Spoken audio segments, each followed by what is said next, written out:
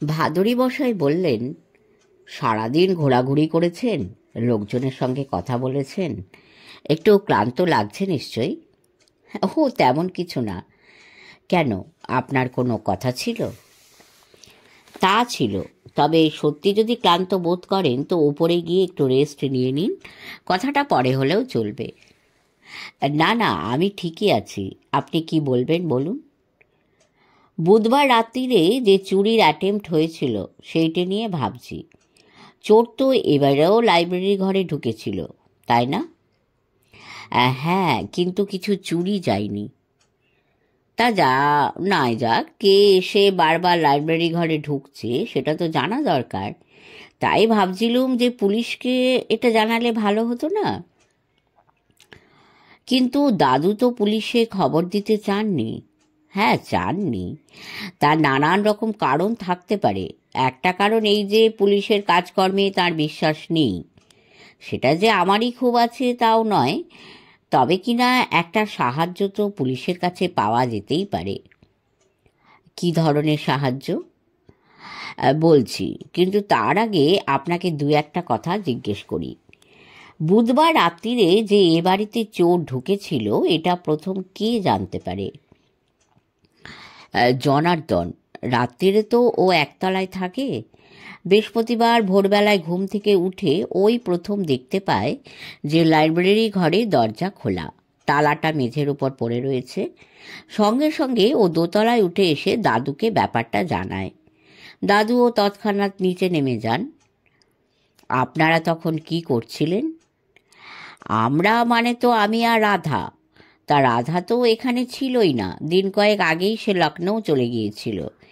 আর আমার তখনও ঘুমই ভাঙেনি। এক মুহূর্ত থেমে থেকে রঘুনন্দন বলল, আসলে বেডটি দেয় 6টার সময়, তার আগে কোনোদিনই আমার ঘুম ভাঙে না। চোর এসেছিল এই খবর তাহলে আপনি কখন পেলেন? ওই 6টার সময়ই ঘণ্টা বাজিয়ে বেডটি নিয়ে এসে জনার্দন আমার ঘুম ভাঙায়। তারই কাছে শুনি যে আগের রাত্রে চোর এসে ফের লাইব্রেরি রুমে ঢুকেছিল। জনার্দনের মুখে চোর আসার খবর পেয়ে আপনি কি করলেন? কিছু চুরি হয়েছে কিনা দেখবার জন্য একতলায় নেমে লাইব্রেরির রুমে গেলেন নিশ্চয়ই, নাকি তখনই যাননি? না, নিচে নামতে যাচ্ছিলাম ঠিকই, কিন্তু তার আগেই মানে আমার ঘর থেকে দোতলার বারান্দায় বেরোতেই দাদুর সঙ্গে দেখা হয়ে যায়। তিনি বললেন ভালো করে সব দেখে এসেছেন, কিন্তু না, লাইব্রেরি ঘর থেকে এবারেও কিছু খোয়া যায়নি। লাইব্রেরি ঘরে যে নতুন একটা তালা লাগিয়ে এসেছেন তাও বললেন। তার সঙ্গে আপনার আর কোনো কথা হলো? হ্যাঁ, আমি বলেছিলুম যে এবারে অন্তত থানায় গিয়ে একটা ডায়েরি লিখিয়ে আসি। কিন্তু পুলিশকে কিছু জানাবার ব্যাপারে আগেও যেমন তিনি রাজি হননি, তেমন এবারেও হলেন না। বললেন পুলিশের দ্বারা কিচ্ছু হবার নয়। চা খেয়ে নিয়ে মিস্টার ভাদুড়িকে ফোন করো, আমার নাম করে তাকে আসতে বলে দাও, আর দেরি করা ঠিক হবে না। কিন্তু এসব কথা তো বৃহস্পতিবার সকালে যখন আপনাকে ফোন করি তখনই আপনাকে জানিয়েছিলুম।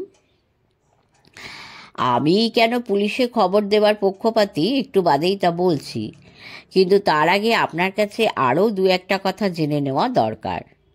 হ্যাঁ বেশ, তো কি জানতে চান বলুন। রোজ রাত্রিরে কি লাইব্রেরি ঘরে তালা দেওয়া থাকে? হ্যাঁ, দাদু নিজেই লাইব্রেরিতে তালা লাগিয়ে তারপর দোতলায় ওঠেন। সেদিনও তিনি নিজে তালা লাগিয়েছিলেন? হ্যাঁ। চোর তাহলে তালা ভেঙে লাইব্রেরিতে ঢুকেছিল? কেমন? তা তো বটেই, তালা না ভেঙে ঢুকবে কেমন করে? ভাঙা তালাটা মেঝের উপর পড়েছিল, সেটা দেখেই তো জনার্দন দোতলায় এসে দাদুকে জানায়। তা তো শুনেছি, কিন্তু আমার যেটা জানা দরকার সেটা এই যে তালাটা ভাঙা আর দরজা খোলা এটা দেখে দোতলায় আসার আগে সে নিজে একবার লাইব্রেরি ঘরে ঢুকেছিল কিনা। তা তো বলতে পারবো না, দাঁড়ান, জনার্দনকে ডেকে পাঠাচ্ছি। জনার্দন একতলা ডাইনিং হলে কাজ করছিল। খবর পাঠাতেই সে বৈঠকখানায় চলে এসে রঘুনন্দনকে বলল, আমাকে ডাকছিলে?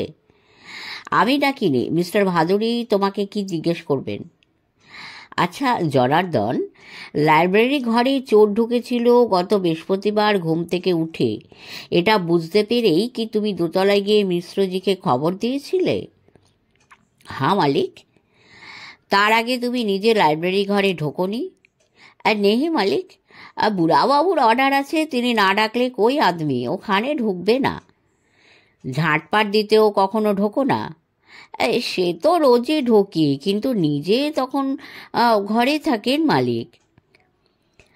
কিন্তু তিনি নিজে তো রোজই দুবার বাড়ি থেকে বেরিয়ে মিউজিয়ামে যেতেন, একবার নাস্তা খেয়ে আর একবার দুপুরের খাওয়ার পরে। লাইব্রেরি তো তখন খোলা থাকতো, সেই সময় কি কেউ ও ঘরে ঢুকতো না? খোলা থাকতো না মালিক, বুড়োবাবু যখনই মোকান থেকে বেরোতেন লাইব্রেরিতে তালা লাগিয়েই যেতেন। ঠিক আছে, তুমি যেতে পারো, আর কিছু জিজ্ঞেস করার নেই।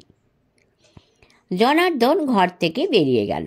রঘুনন্দন বলল, আর কাউকে কিছু জিজ্ঞেস করবেন? আপনাকেই আর একটা কথা জিজ্ঞেস করব। বৃহস্পতিবারও যে উনি ওর নিয়ম মতো দুবার মিউজিয়ামে গিয়েছিলেন, এটা আপনার কাছে কাল রাত্রিরেই শুনেছি। কথা হচ্ছে জনার্দনের মুখে সেদিন চোর ঢোকার খবর পেয়ে ভোরবেলায় ওই যে উনি একবার লাইব্রেরি ঘরে গিয়েছিলেন, তারপরে আর ও ঘরে তিনি কিংবা আর কেউ গিয়েছিলেন কি না?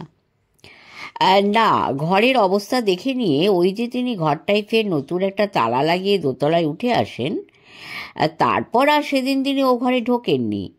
আর তিনি নিজে ডেকে না পাঠালে আর কারো তো ও ঘরে যাবার কথাই ওঠে না। পরশু মানে বৃহস্পতিবার ভোরবেলা থেকেই ঘরটা সেই তালাবন্ধই হয়ে আছে। সেটা ভালোই হয়েছে। পুলিশকে দিয়ে যে কাজটা আমি করিয়ে নিতে চাইছি, এতে তার সুবিধেই হবে।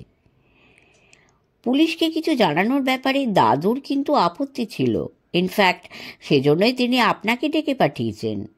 দাদুর ইচ্ছে এ ব্যাপারে যা কিছু করার তা আপনিই করবেন। হ্যাঁ, তা জানি, কিন্তু কাজটা যখন আমি করব তখন ডিসিশনটাও তো আমাকেই নিতে হবে। তাতে যদি আপনার আপত্তি থাকে তো বলুন, কালই আমি কলকাতায় ফিরে যাচ্ছি।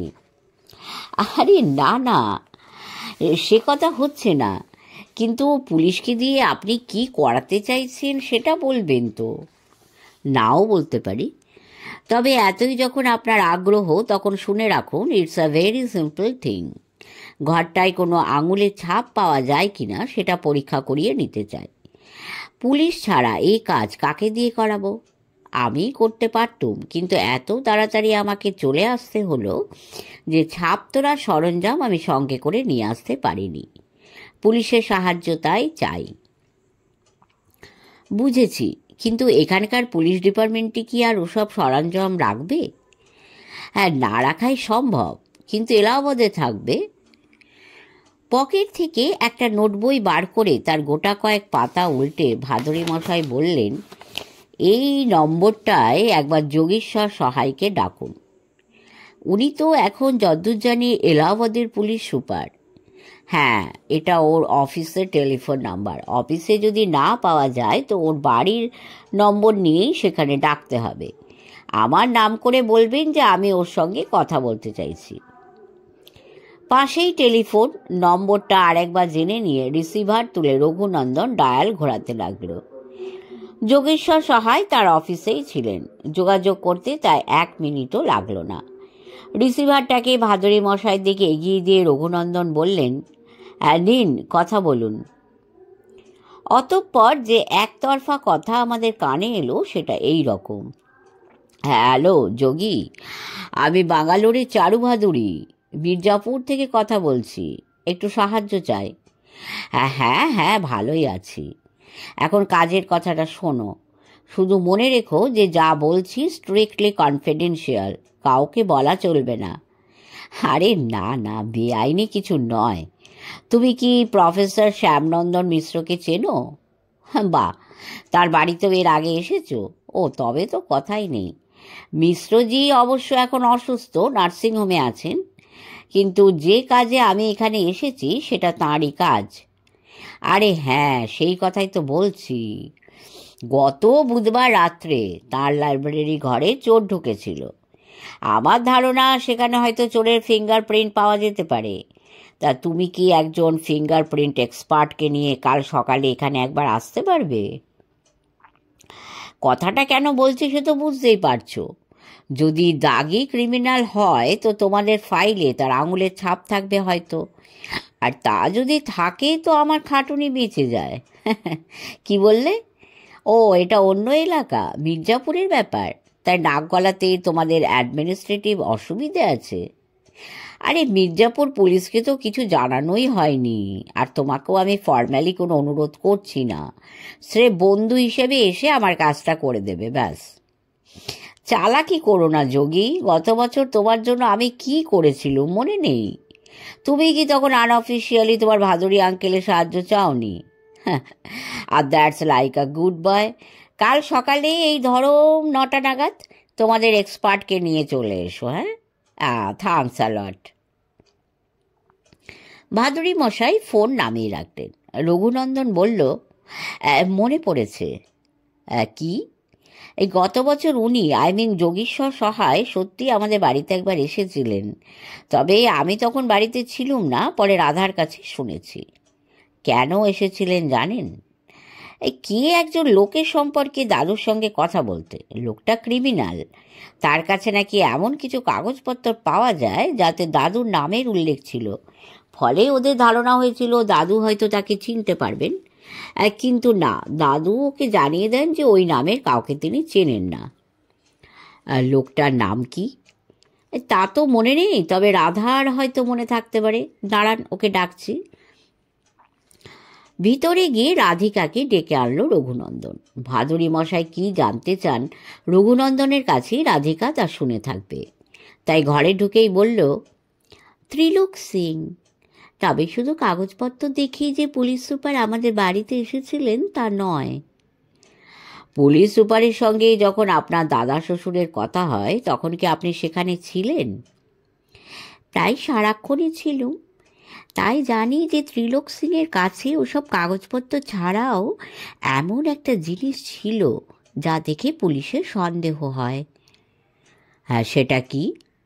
একটা সোনার আংটি। ওটা নাকি ত্রিলোক সিংয়ের হাতে ছিল। তা তো থাকতেই পারে, তাতে সন্দেহের কি আছে? চুনি বসানো আংটি, সোনার পরিমাণও কম নয়। এই বাজারে ওই আংটির দাম নেহাত কম হবে না। দাগি ক্রিমিনালের হাতে অমন একটা আংটি দেখে পুলিশের সন্দেহ হয় যে ওটা চোরাই মাল।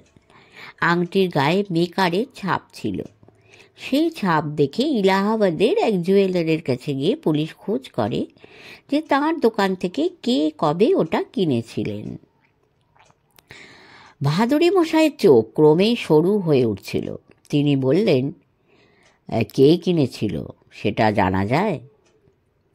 জুয়েলারির দোকানের তিনি কিছুই নাকি বলতে পারেননি। আর শেষ পর্যন্ত তার দোকানের এক বুড়ো কর্মচারী জানায় যে ওটা রেডিমেড জিনিস নয়, অর্ডারি মাল।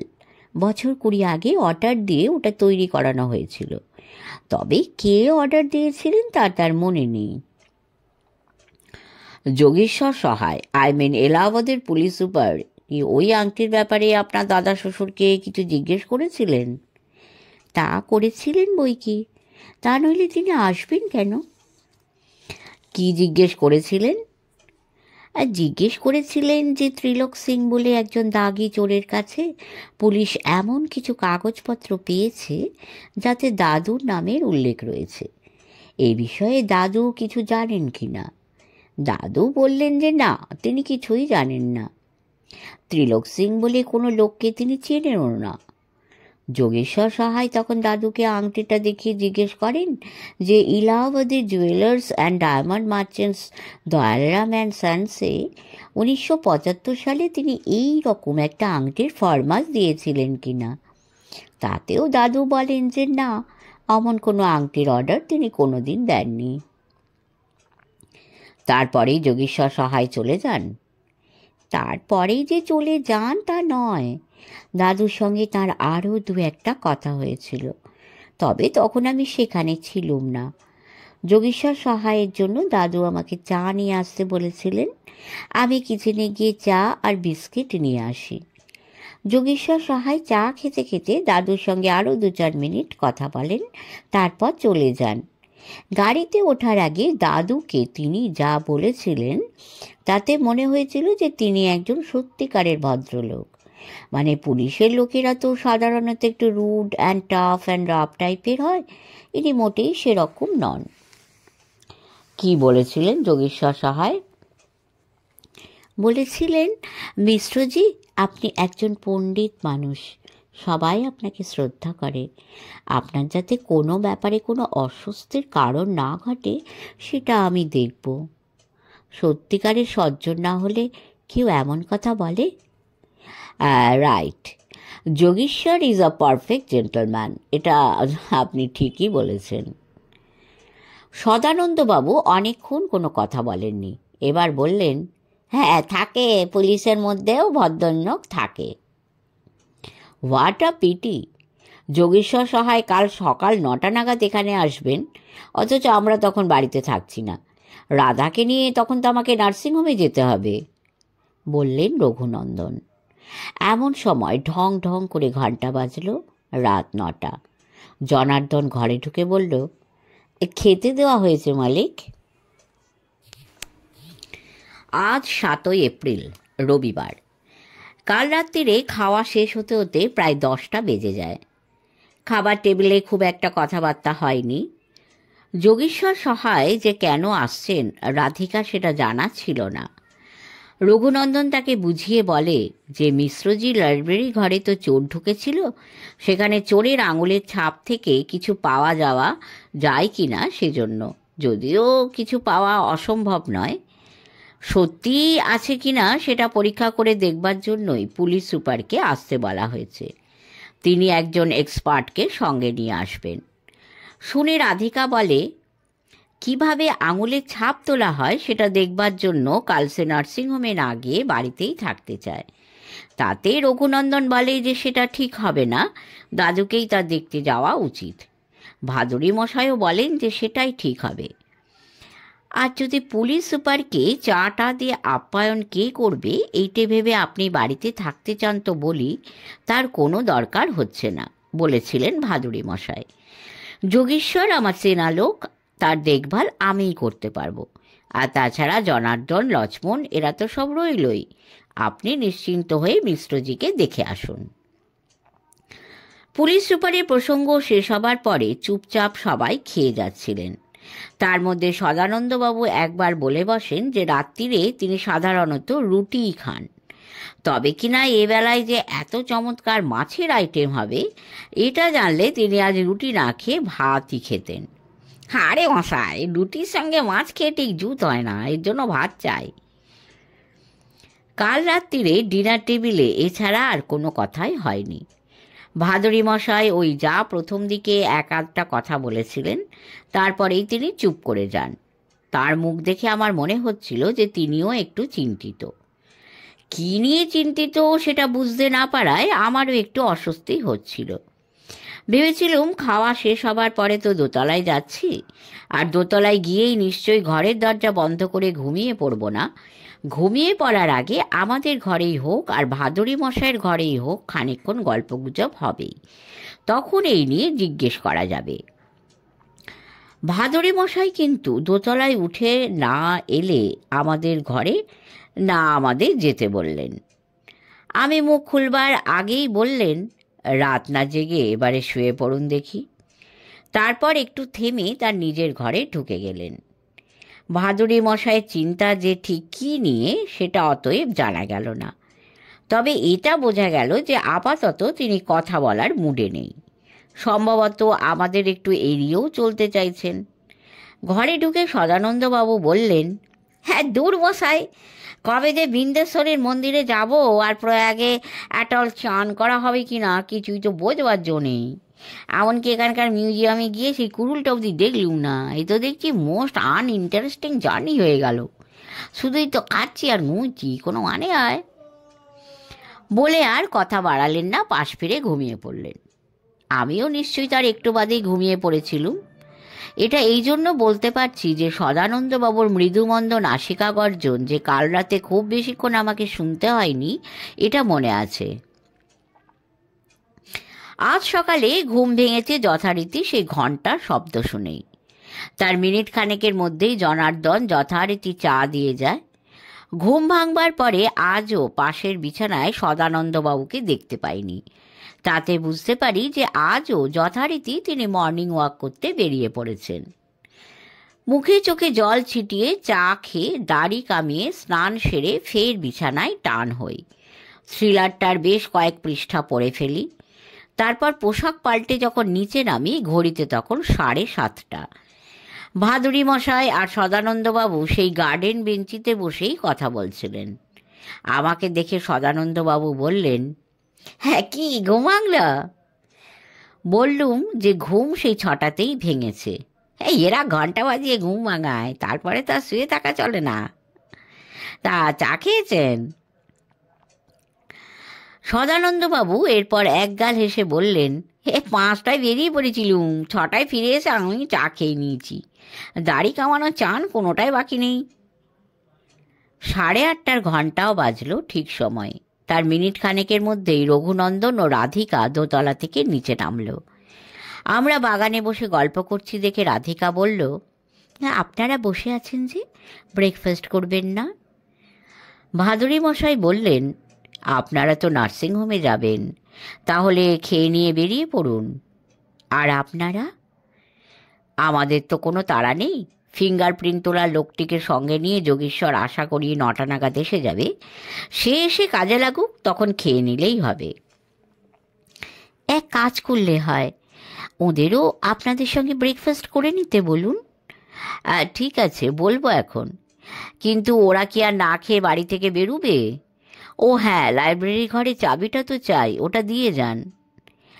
ওটা জনার্দনের কাছে আছে, ওর কাছে চেয়ে নেবেন।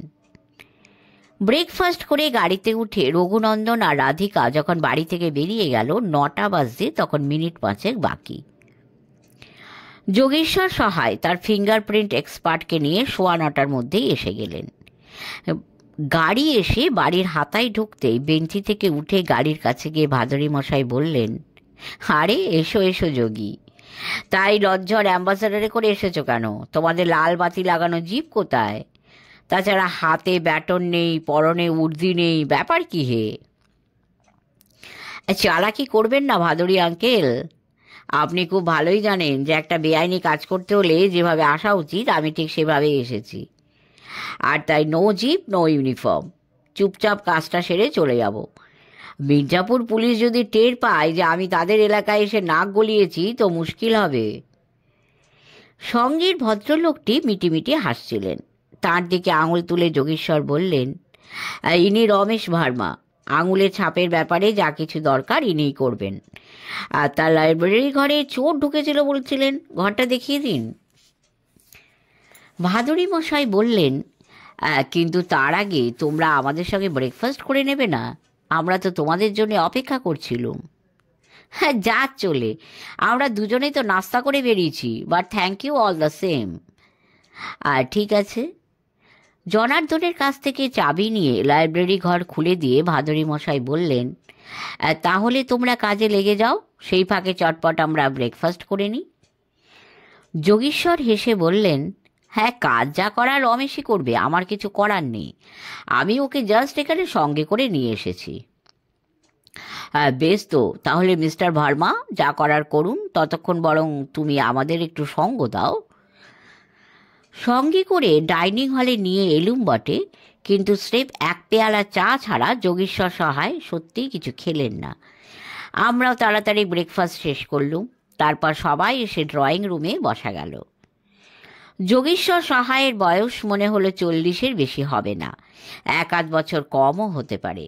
হাসি খুশি মানুষ, চোখ দুটি ঝকঝকে। যখন হাসেন তখন হাসিটা শুধু ঠোঁটের মধ্যেই আটকে থাকে না, চোখেও ছড়িয়ে যায়। দোহারা চেহারা, চলাফেরায় একটা ছটফটে ভাব রয়েছে। পারস্পরিক কুশল বিনিময় আর 2-4টে মামুলি কথাবার্তার পরে ভাদুরী মশাই বললেন, যোগী, গত বছর যে তুমি একবার এ বাড়িতে এসেছিলে সে তো তুমি নিজেই কাল আমাকে জানিয়েছ। এখন তাই নিয়ে কি তোমাকে 2-1টা কথা জিজ্ঞেস করতে পারি? হ্যাঁ, অবশ্যই পারেন, কিন্তু কোনো গোলমেলে প্রশ্ন করা চলবে না। যদি জিজ্ঞেস করি যে এ বাড়িতে তোমাকে আসতে হয়েছিল কেন, তাহলে কি সেটাও তোমার কাছে খুব গোলমেলে প্রশ্ন বলে মনে হবে? তা হবে না ঠিকই, কিন্তু যদি বলি যে আমাদের পুলিশ ডিপার্টমেন্টের অ্যানুয়াল সোশ্যাল গ্যাদারিংয়ের প্রধান অতিথি হবার জন্য ওকে রিকোয়েস্ট করতে এসেছিলাম, তাহলে কি আপনি সে কথা বিশ্বাস করবেন? না, তা করব না। কেন করবেন না? করব না তার কারণ তুমি যে কেন এসেছিলে তা আমি জানি। যোগেশ্বর সহায়ের চোখে মুখে যে হাসিটা এতক্ষণ খেলা করছিল, একেবারে হঠাৎই সেটা মিলিয়ে গেল। ভুরু কুঁচকে বললেন, কার কাছে জানলেন? হ্যাঁ, মিশ্রজির কাছে। তিনি কি করে জানাবেন? আমি এখানে এসে পৌঁছাবার আগেই তিনি অসুস্থ হয়ে পড়েন। কাউকে কিছু জানাবার মতো অবস্থায় তখন তার ছিল না, এখনও নেই। সেরিব্রাল স্ট্রোক হয়েছে, নার্সিংহোমে আছেন। He has lost his speech. হ্যাঁ, সেটা জানি, কাগজে খবরটা বেরিয়েছে। আমি এখানে কেন এসেছিলুম সেটা তাহলে আপনাকে কে জানালো? কে জানালো দ্যাটস নট ইম্পর্ট্যান্ট। কি জেনেছি সেটা শোনো। হ্যাঁ, বলুন। ত্রিলোক সিং বলে একজন লোককে তোমরা অ্যারেস্ট করেছিলে। তার কাছে কিছু কাগজপত্র ছিল, তার মধ্যে মিশ্রজির নামের উল্লেখ দেখে তোমাদের মনে হয় যে তিনি হয়তো লোকটিকে চিনতে পারেন। কিন্তু মিশ্রজি তোমাকে জানান যে ওই নামের কোনো লোককে তিনি চেনেন না। ঠিক বলছি? যোগেশ্বর সহায় তখনই কোনো উত্তর দিলেন না। একটুক্ষণ বাদে বললেন, আপনার কথা জবাব দেবার আগে বরং আমি একটা প্রশ্ন করি, কেমন? Go ahead. মিশ্রজির সঙ্গে যখন আমার কথা হয়, এই বাড়িরই এক ভদ্রমহিলা তখন এখানে উপস্থিত ছিলেন, সম্ভবত এ বাড়ির বউ। এসব কথা কি আপনি তার কাছে শুনেছেন? ভাদুড়ি মশাই হেসে বললেন, তোমার প্রশ্নের উত্তরে আমি হ্যাঁও বলবো না, নাও বলবো না। তবে যার কাছে শুনে থাকি না কেন, শুধু ওইটুকুই যে শুনেছি তা নয়। আর কি শুনেছেন? শুনেছি যে ত্রিলোক সিংয়ের কাছে শুধু কিছু কাগজপত্রই ছিল না, তার হাতে খুব দামি একটা আংটিও ছিল। আংটিতে মেকারের ছাপ দেখে তোমরা এলাহাবাদের এক গয়নার দোকানে হানাও দিয়েছিলে। দোকানের এক বুড়ো কর্মচারী তোমাদের জানান যে ওটা অর্ডারি মাল। বছর 20 আগে এক ভদ্রলোক ওটা তাদের দোকানে অর্ডার দিয়ে তৈরি করিয়েছিল। অর্ডার দেবার এক্স্যাক্ট বছরটা তুমি জানতে পেরেছিলে। তা নইলে নিশ্চয়ই আংটিটা দেখে মিশ্রজিকে তুমি জিজ্ঞেস করতে না যে 1975 সালে ওই দোকানে এই আংটির ফরমাস তিনি দিয়েছিলেন কিনা। কি যোগী, কিছু ভুল বলছি? এতক্ষণে আবার সেই হাসিটা ফিরে এলো যোগেশ্বর সহায়ের চোখ মুখে। বললেন, ভাদুড়ি আঙ্কেল, এই সহজ কথাটা আপনি বুঝতে চাইছেন না যে যা আপনি জানতে চান একজন পুলিশ অফিসার হিসেবে তা বলা আমার পক্ষে সম্ভব নয়। শুনে যেন ভারী অবাক হয়ে গেছেন। চোখে মুখে এইরকম একটা ভঙ্গি ফুটিয়ে তুলে ভাদুড়ি মশাই বললেন, হ্যাঁ, যাক চলে। তুমি কি একজন পুলিশ অফিসার হিসেবে আজ এখানে এসেছো নাকি? ওসব কেতা ছাড়ো তো। You have come to your Bhaduri uncle to help him out. কিন্তু তার যে একটা অসুবিধে আছে। বুঝেছি। আমাদের দিকে হাত তুলে ভাদুড়ি মশাই বললেন, এদের সামনে মুখ খুলতে চাইছো না, কিন্তু এরা দুজনেই আমার অতি ঘনিষ্ঠ বন্ধু। আমাকে যা বলবে তা এদের সামনে স্বচ্ছন্দে বলতে পারো। কাকপক্ষীও কিচ্ছু জানতে পারবে না। যোগেশ্বর সহায় তবু ইতস্তত করছেন দেখে ভাদুড়ি মশাই বললেন, তোমার অবশ্য আরও একটা অসুবিধা থাকতে পারে। মিশ্রজিকে সম্ভবত তুমি কথা দিয়েছ যে তার যাতে কোনো ব্যাপারে কোনো অস্বস্তির কারণ না ঘটে সেটা তুমি দেখবে। তাও আপনি জেনে গেছেন? জেনেছি বই কি, কিন্তু যোগী, একটা কথা তুমি ভুলে যাচ্ছ। মিশ্রজিকে আমিও কিছু কম শ্রদ্ধা করি না। তিনি তো আমারই ক্লায়েন্ট, সুতরাং কোনোভাবেই তার সম্মান যাতে ক্ষুণ্ণ না হয় আমিও সেটা দেখব। আংটির ব্যাপারে তিনি কি বলেছিলেন তা আপনি জানেন? জানি। বলেছিলেন যে অমন কোনো আংটির অর্ডার তিনি কখনো দেননি। হ্যাঁ, সেটা তিনি সত্যি কথা বলেননি। তাও যে আমি বুঝতে পারিনি তা নয়। কি করে বুঝলেন? এ তো খুবই সহজ কথা। তোমাকে আমি চিনি। অর্ডারটা যে বছর 20 আগে দেয়া হয়েছিল, দোকানের এক বুড়ো কর্মচারীর মুখে শুধু এইটুকু জেনে হাত গুটিয়ে বসে থাকার পাত্র তুমি নও। নিশ্চয়ই সেই সময়কার কয়েক বছরের অর্ডারের খাতা সিজ করে তুমি তন্ন তন্ন করে সব দেখেছিলে।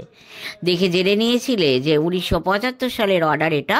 শুধু তাই নয়, অর্ডার বুকে তারিখ আর যিনি অর্ডার দিচ্ছেন তার সইটাও নিশ্চয়ই ছিল। হ্যাঁ ছিল।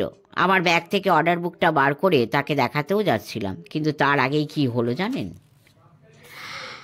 হ্যাঁ জানি না, কিন্তু আন্দাজ করে নিতে পারি। তোমাদের কথাবার্তার সময় যে ভদ্র মহিলাটি সেখানে উপস্থিত ছিলেন, তুমি তোমার ব্যাগ থেকে অর্ডার বুক বার করতে মিশ্রজি তোমার জন্য চা নিয়ে আসবার অছিলায় ঘর থেকে তাকে সরিয়ে দিলেন আর তোমার কাছে কবুল করলেন যে প্রথমে যদিও অস্বীকার করেছিলেন, ওই আংটির অর্ডার তিনিই দিয়েছিলেন, তাই তো? হ্যাঁ, স্বীকার না করে উপায় ছিল না। অর্ডার বুকটা বার করতেই মিশ্রজি বুঝে গিয়েছিলেন যে প্রমাণ হাতে না নিয়ে আমি তার কাছে যাইনি। ভাদুরী আঙ্কেল, একজন মানি লোক যখন খুব লজ্জায় পড়ে যান, তখন তার মুখের চেহারা যে নিমেষে কী রকম পাল্টে যায়, সেটা সেই আমি প্রথম দেখলুম।